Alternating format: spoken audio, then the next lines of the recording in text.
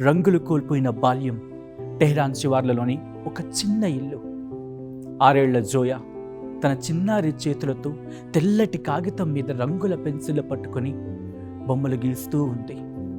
ఆ బొమ్మలో ఒక చిన్న ఇల్లు, పక్కనే నవ్వుతున్న వాళ్ళ అమ్మ, నాన్న, ఒక చెట్టు, ఆకాశంలో స్వేచ్ఛగా ఎగురుతున్న పక్షులు కూడా ఉన్నాయి. వంటగది నుంచి వస్తున్న వేడివేడి రొట్టెల గుమగుమలు ఆ ఇంటిని నింపేశాయి. రేపు స్కూల్కి వెళ్ళాలి, తన ఫ్రెండ్స్తో ఆడుకోవాలి అని కలలు కంటూ నిద్రలోకి జారుకుంది జోయా. ఆమెకు తెలియదు ఆ రాత్రి తన జీవితంలో, తన దేశ చరిత్రలో అత్యంత చీకటి రాత్రి కాబోతోందని. ఆకాశం నుంచి కురుస్తున్న మృత్యువు అర్ధరాత్రి నిశ్శబ్దాన్ని చీల్చుకుంటూ ఆకాశంలో భయంకరమైన సైరన్ల మోత. కళ్ళు తెరిచి చూసేలోపి చెవులు పేలిపోయే భారీ శబ్దం.